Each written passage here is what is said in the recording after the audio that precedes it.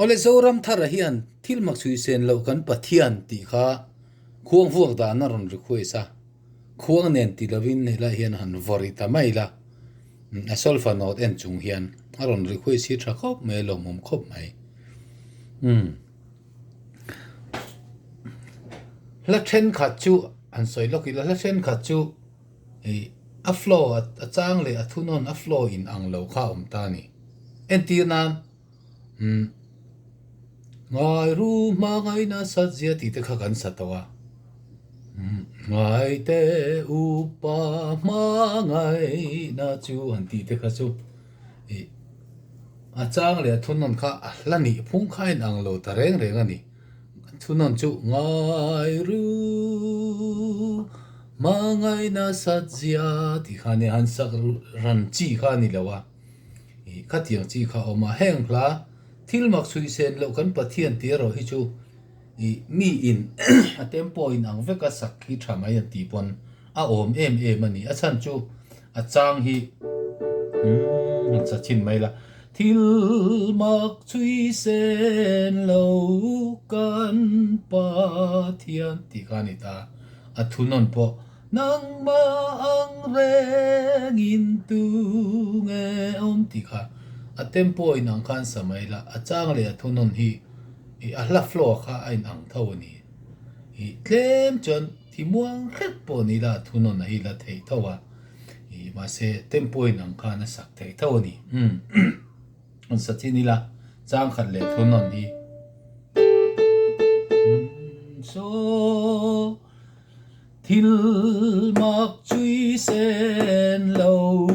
kan pathian i tho tin rek ma kan ti hian ni ma se i mi khong ai man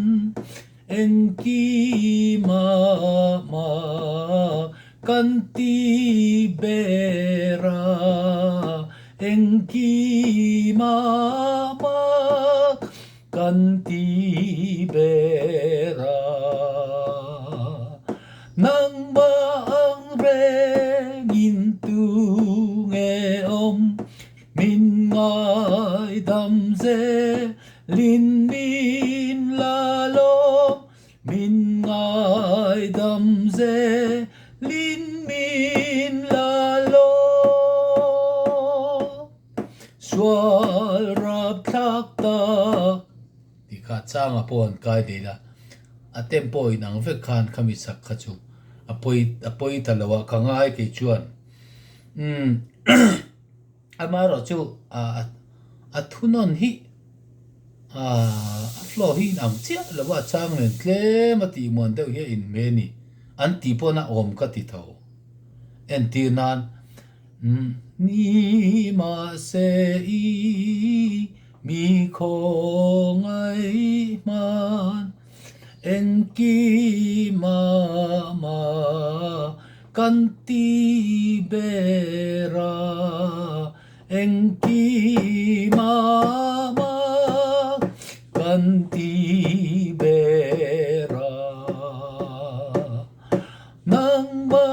ang reng in tu nge om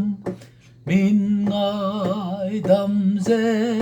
lin min la lo min ngai dam ze lin min la lo ti kha na chang lak do na chuan min vorang le anga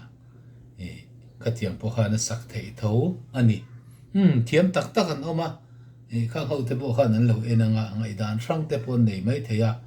ke che la tempo ngai fe ka sak kha poi ka ti lo emi la hi chu khuang po ka ti nga vok tlang vek mai kha poi ka ti lo ani i du tok phot me zo ram thar ron request ania lo mom khop mai